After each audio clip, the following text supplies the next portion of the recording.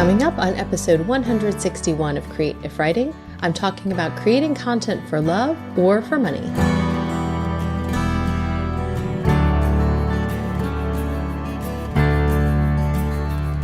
I can't go back to sleep, it's almost light. These restless thoughts have kept me up again tonight. Hello and welcome to Create If Writing. This is the podcast for you, a writer, blogger, or creative who wants to build an online platform without being smarmy. And I'm your host, Kirsten Oliphant. I'm so glad that you are listening today, whether it's your first or 161st time listening to the podcast, or most likely somewhere in between. This episode may be a little bit shorter. You might or might not be able to tell that I have a little bit of a voice issue this week.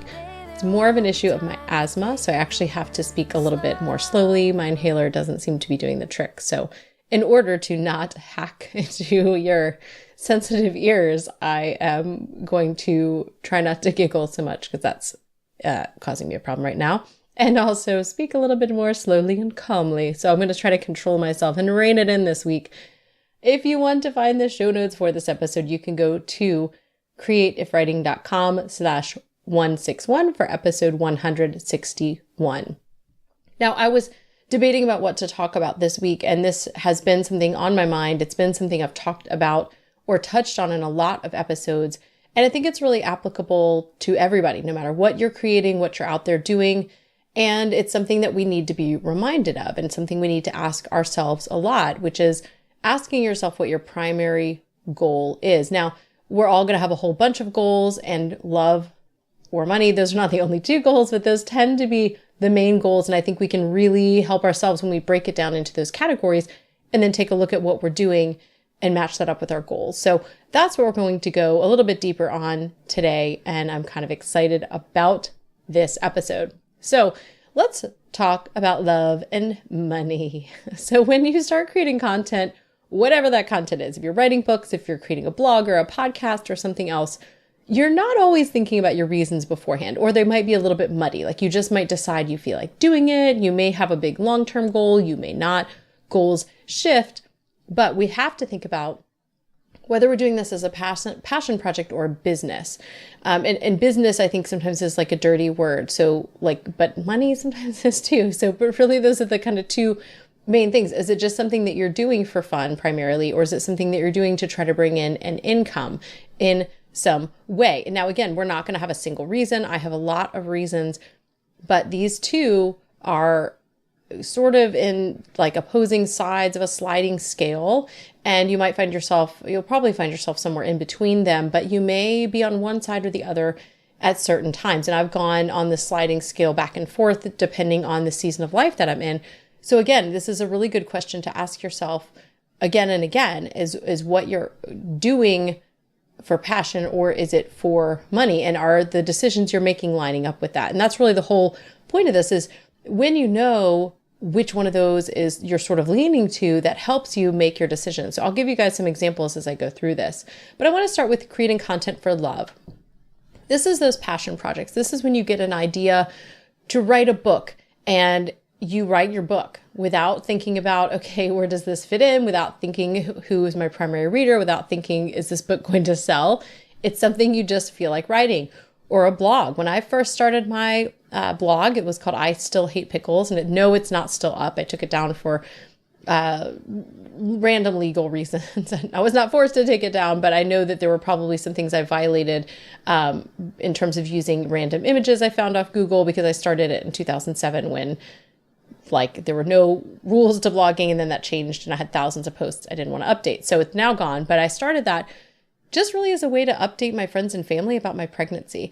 And over time that evolved from purely a passion project to something that actually made a couple $1,000s a month. And once it started shifting to that, then I shifted over to kirstenoliphant.com, which is still there. You can see parenting posts and recipes and crafts and sponsored posts. But I shifted because my focus was not just passion anymore. It was marrying the passion with monetization, but I wasn't paying the bills. So when I didn't feel like writing sponsored posts anymore, I stopped writing them because I could, because that was my passion. And then the money was a side part of that. So when you're creating content that you love, like that, a passion project, it fuels your creative drive. You want to do something, so you do it, and your decisions are based on what you feel like doing and what you like. And that's not a bad thing. Neither of these, I don't think either of these is bad, creating for love or creating for money. Although I know some creatives have a problem with creating for money, and I'll get to that. But I am not placing judgment on either of these, whether it's best to do something for love or money. But when you're following your dreams and creating passions, you may not find success. And that's the thing I think is important to remember. But that's not necessarily your goal. Maybe that's a goal, but it might not be your primary goal. If you're creating something for a passion project, you need to realize that if you find success following your passion, it's likely a happy accident. And this is directly in opposition to a lot of advice I hear out there that makes me get really eye-rolly in some of these like business and entrepreneurial groups where they're like, follow your passion and the money will follow. Sometimes maybe that could be true, but that is not a true statement in and of itself. It's not a true statement. I know a lot of people who are passionate about writing and are bad writers. Maybe you've been in some groups. Writing's a craft. I think you can get better, but you'll be in groups, not my group, because we don't just post random writing samples in there, but groups where people post writing samples. And I'm like, man. But I also know some people who are terrible writers who are making a lot of money. So, and terrible, like there's errors in their book. There's no storyline. Because I read a lot of books and I've seen some of those. But the reality is this: having a passion does not mean that that's going to be something that can be monetized. And I do see a lot of people teaching this, and they may, say, well, here's what worked for me is following my passion and I make $1 million. I hear that story a lot on podcast interviews and different places. So realize when you hear those stories that often you are getting the not norm. You're getting outside of the norm. You're getting the exception to the rule. Because if you're following your passion primarily, you are not headed toward success. You're headed toward maybe a fulfillment.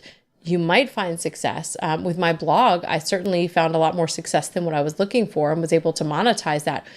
But it wasn't something that became a full-time income, and nor did I want it to.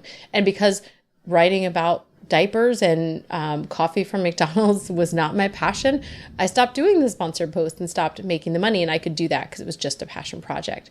So realize you could tap into something. Your passion might be something that's exactly what people need at exactly the right moment, and you put it in exactly the right package and you find success. But that is likely not the path you're going to go down if you're just doing a passion project. And that should be okay with you because you're not doing it for other people, you're doing it for yourself. But again, there's that sliding scale. So you might want to be growing that audience, in which case that passion project, you might slide the scale away from just doing what you want and trying to do something that you're passionate about that also serves other people. So when we're moving now into this idea of serving other people, we're moving into this idea of creating content for money. And honestly, this is where that kind of comes together, because if you're creating content, whether you're passionate about it or not, but to serve other people, there is often the opportunity to make money there. Whether you're doing a blog and can get sponsored posts, or how you have a podcast and you're upping your listenership and so you're able to get sponsorships and things like that. When you're starting to serve your audience well, then you're putting that kind of desire ahead, because you're actually going towards that whole idea of making money and making it into a business. Now, you could totally have a passion project that serves other people, but I think you're going to struggle if it's too far into the serving other people and not serving yourself if it's a passion project, because that can get exhausting just meeting other people's needs. So when you're talking about creating content for money, it really does get a bad rap among creators, and it shouldn't. Being able to pay your bills from book sales or a blog is just as valid as getting a paycheck because you're a teacher or a mechanic. And writers for years have made livings doing this. Over the centuries, this has been a thing. This is a thing, writers making money. But I think sometimes we get this idea that art is lofty and we can't monetize it because that ruins its purity. And I'm really not in that camp, y'all. I'm really just not. So I don't think this is a bad thing either to create content for money. And when you're doing this, really what it looks like is it's turning that focus away from what do I feel like doing, and it's what serves other people well. Because when you're looking at what serves other people, that is where that whole monetization piece comes in. Now, this is also something where people think, well, isn't this selling out? No, Not necessarily. And honestly, like I think the only person who can know if you're selling out is you. I can't look from the outside and tell you whether you are selling out. That is just something that you know in your heart. And I know there have been times where I have made decisions that later I felt like was selling out too much. I think there was a post, a sponsored post I remember doing for car insurance. And I turned it into a story and talked about my very first car, which was a 1984 Oldsmobile Cutlass Supreme diesel. It was a tank. I loved my beast of a car until I drove it into the ground in, 2000. Drove till 2000. But I made it into a story. But I remember being on vacation, having to take the time away from my family to write the sponsored post for a couple $100 and thinking, what am I doing? I don't want to do this. I feel like I sold out. I knew that. I don't know whether other people knew that from my blog or not, but they couldn't really tell because I did enjoy writing about my car, but I wouldn't have done it if it hadn't been for that post. So for me, that felt like selling out. You know for you what that feels like, but writing for money does not mean selling out. Those are not terms that mean the same thing. So you have to decide where that line is for you. But when your primary goal is to make money, your passion has to take somewhat of a backseat. That does not mean your passion can't be involved, but it means, again, you're putting what is going to make money ahead of that, which is often what serves an audience that has money to pay, whether they're buying a book or reading and giving you page views that help you get sponsored posts and those kinds of things. So you're thinking instead of what you want to do or what you like, but what your audience likes and what other people will pay for. It means being more intentional. It means doing more research, looking for trends and finding the things that are working for people, looking at methods of making money and going way more into sort of the business side of things, the entrepreneurial side of things, and learning what works to make that money, to grow an audience and to do this whole thing online with your creative work. So creating content for money means being intentional, and it may be choosing something practical over something that you like. And it could mean choosing, like, for example, a book cover that might sell better than the cover you happen to personally love. I see this a lot in Facebook groups where people will share a cover and it's not one that really fits the genre the person is looking for. And then they get all bent out of shape and you can tell that they're emotionally attached to the cover. And that's one of those moments where if you're just writing a book for passion, then do that cover. Don't even ask for critiques or advice because you're just doing what you want. If you want to make money with your book, however, you need to go in and look at the research the genre. What are the other popular book covers looking like? Is your book professional enough? Does it match the other covers in that genre? I'm actually changing the covers to my beach series for Emma St. Clair because when I first started, I was seeing a lot more and I liked covers in romance where you didn't see the people's faces because I think it's really hard. I like to imagine the person and sometimes those cover models like get in my head and I don't like them. But that was a little bit more trendy a few years ago. Now it's really trendy in YA, so young adult romance, and not so much in contemporary. So I love those covers, but I'm writing for money. And so I'm not emotionally attached to them, even though I like them. And so I'm actually redoing all those covers right now. Even though I paid for them before, I'm redoing them because, again, my goal is to make money. This is a business for me. This is paying the bills. This is helping pay our mortgage. So I need to be more practical and not care as much which cover do I like better. I like the old ones. What's going to sell better? The new ones. So we're going with the new ones. So that's where this comes into play with even these small decisions. So if you find success while you're creating content for money, it's an intentional result of your research and your hard work. However, you may not find success, and it's important to know that as well. I've tried a lot of things. I've followed a lot of formulas and things that people promised would work. Again, with these people that are teaching different things online, and I realize I'm one of them. I'm giving you guys advice every week, right? I'm trying to keep all the BS out of it and not share things that I don't know for sure, things I haven't experienced or things that I have studied and learned. But you will hear a lot of people promising that a formula will do X, Y, and Z. And I've tried a lot of those X, Y, and Z formulas, and they don't always work. Even when you do the research and put in the time, just because your goal is to find success does not mean you're going to. So I'm sorry. I hate to be the one to tell you that. I feel like I'm giving you guys some really Debbie Downer here. Your passion may not make money. And even if you do it for money, you may not make money. So golly, I'm sorry for that. However, let's move on to something that's very cheerful, which is when you find the intersection and that sweet spot of creating content that you love that also makes money. And this is really where I want to be. So for me, I love writing books. I do. It is a passion of mine. Sweet romance is not something I ever thought I'd be passionate about. And I'm actually kind of writing in some new genres because I just need a break from writing about people falling in love and kissing. I need a break from that. But it's still a sweet spot for me because I'm passionate about writing and I want to write novels. And so it's also making money. But I did choose the genre based on something that was profitable and making money. But it was a place where I felt like I could fit in, and it was something that I thought I could like. And I do. I like it a lot more than I actually even thought I did before I started. So that's that perfect place. And it's really, when people talk about writing to market, if you've heard that term, it means choosing to write something in a profitable genre that you think you could make money. But often people just think, oh, well, that's again, taking that whole art out of it. Well, no, hopefully, ideally in writing to market, you're going to pick a market that you think you can write and one that you actually enjoy. And again, there's that sweet spot. So it's not always going to be super polar opposites, love or money. It's going to be somewhere in the middle, but it is really important to think about what is the primary goal, because that is going to help you with all those little decisions on what you invest in, where you spend your time, and how you make decisions about the types of things that you are doing with your creative work. And maybe what you need to do is, if you are like more on the side of writing for money or creating for money, and that's starting to feel a little bit soul sucking to you, then maybe you can set aside some time to work on those passion projects. I do see some authors who are writing multiple series at a time. And I was kind of curious about this because as someone who's reading some series, it's really annoying when I really want that next book and instead the author puts out a book in another series.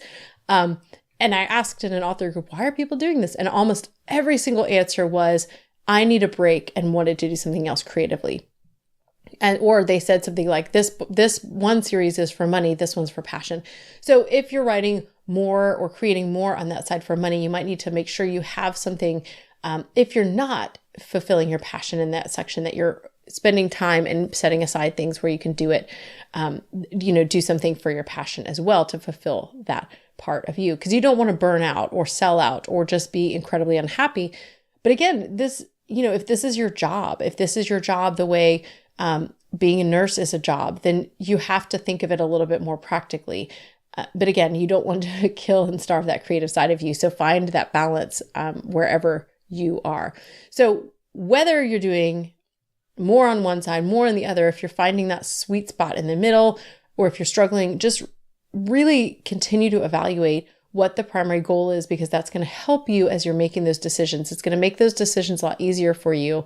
And I think give you a little bit more clarity when it comes to your ultimate goals. And just as a last kind of warning, and I already mentioned this about me being a teacher of this stuff as well, I don't want to give you guys BS. I don't want to give you guys a bunch of fluff. I don't want to make promises to you.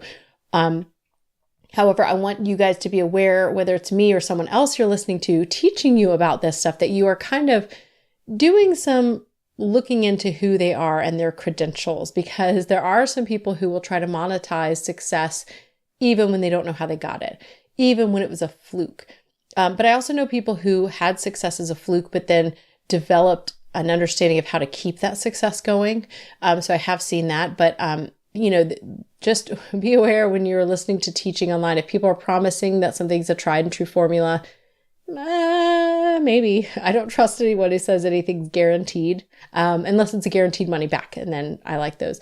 But if they're guaranteeing one particular thing is going to work for you, I just have not found that to be true. And when you go around and ask people, I've heard a lot of people who maybe, you see those success posts in groups, but a lot of people don't want to share the non-success stories, the failures.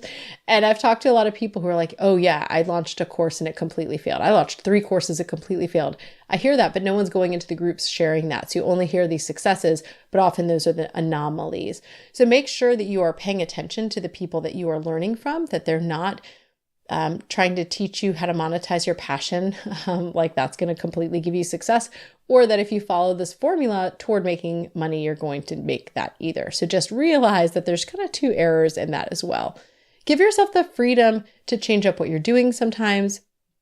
If you need to create something for love, if you need to create something for money, give yourself some space if you're able to, but also give yourself a mental break. If you are in that boat of creating for money, and it's hard, realize that it's okay for writing to be a job.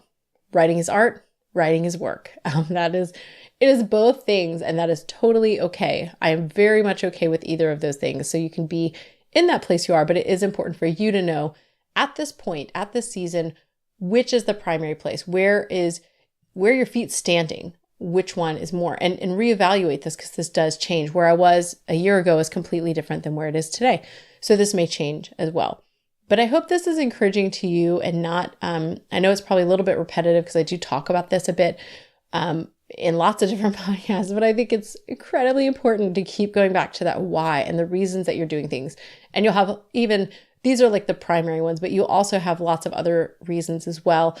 But when you're thinking about them and you have more clarity with that, it'll help you as you make your decisions. It'll help you to be overall more cohesive with your brand and the things that you're creating. So there you have it. Creating for love, that's great. Creating for money, that's also great. Finding the sweet spot in the middle where you're doing both is amazing, but it doesn't always last long because sometimes you have to shift one way or the other. Now, if you guys want to find the show notes, again, you could go to creativewriting.com/161. It's not a transcript. It's not bullet points. It's kind of a written out version of what I have said. And also, if you want to go sign up for my email list so that you can get the quick fix every Friday and hear resources, tips, tools, and links from me and from other places on the internet, you can go to creativewriting.com/quick fix. Or head over to our free Facebook community, which is creativewriting.com/community. And just so you know, summer is coming. This podcast is much more of a passion project. And so during the summers, I usually have to take off. One of the things I'm considering doing is shorter episodes that are maybe each episode is answering a question from you guys. So if you have questions, you can go ahead and email me. You can find me at kirsten@creativewriting.com. Or you can head over to the Facebook community and do that there. Post some questions, or I have a thread going in there as well, or hit reply to my emails if you're getting the quick fix on Fridays. That's what I've got for you guys this week. I hope that whether you're creating for money or for love, you are finding fulfillment and feeling peaceful about that decision. Now, go out, create content that you love, and serve your people well.